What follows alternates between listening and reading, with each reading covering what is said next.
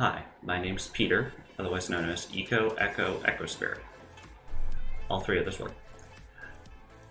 I've had quite a few people ask me how to make GIFs, GIFs, usually from videos with a green screen background. So I'm going to show you today how I make them using Adobe Premiere Pro and Adobe Photoshop. And we're going to walk through together how to do that. So the first thing you do is you open up Premiere Pro, which is what I have right here. And you can either double click this or just drag and drop the media that you want to use. And then once you have it here, go ahead and drag and drop it directly over. And then you're going to go over to Effects. You're going to come to Video Effects, then down to Keying, and you're going to choose Ultra Key.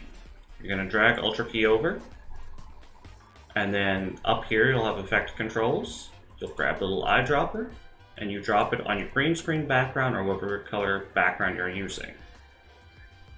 And you'll notice that you still see plenty here. So you'll go to Matte Generation. You'll highlights down, and tolerance all the way up, pedestal all the way up. Now, you'll notice here it's pretty much cut out my hat. So if we bump the tolerance down to say 50 where it was, you can see my hat is a little bit more visible. But the background is still entirely gone.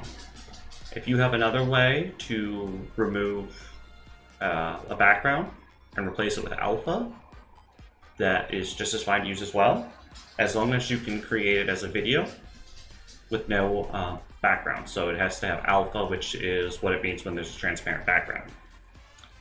Once you have it done, and you can always fiddle around with levels of shadows to increase or decrease the amount that's shown.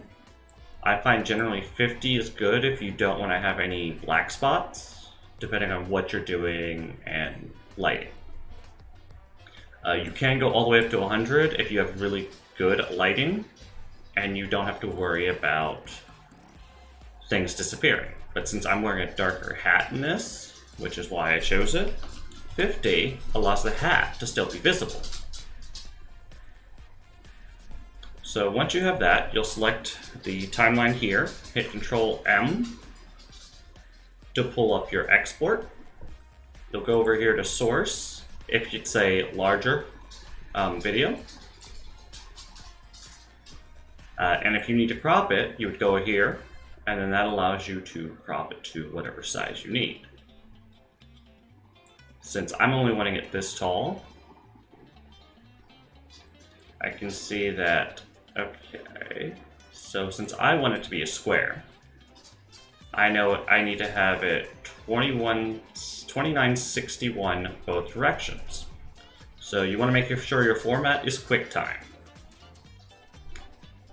Output name is where you will choose where it goes. So for me, I'm going to put it here, and I'm just going to leave it named as that. You scroll down here to the width and size, and again you look over here, so for me it's 2961.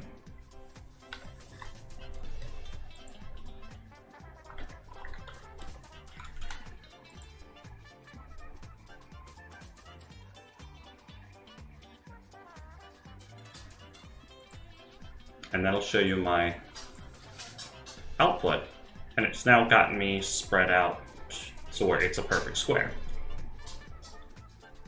Once that is done, you want to make sure that you have the video codec set to animation.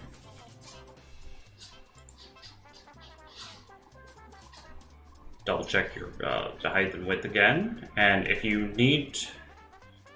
it's not already a square, you want to make sure that the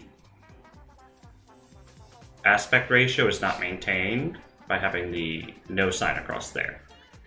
Scroll down, and then you'll hit the 8 BPC plus alpha, and what that does is it removes the back and gives you that transparent background. And then once you have all that selected, you will just go to export. And it will go through the process of exporting that. Depending on the size of the video, depends on how long it will take. Generally, it's the higher quality, the longer it takes. As you can see, this says it's going to take 4 minutes. And as it just powers along, we will continue after it finishes.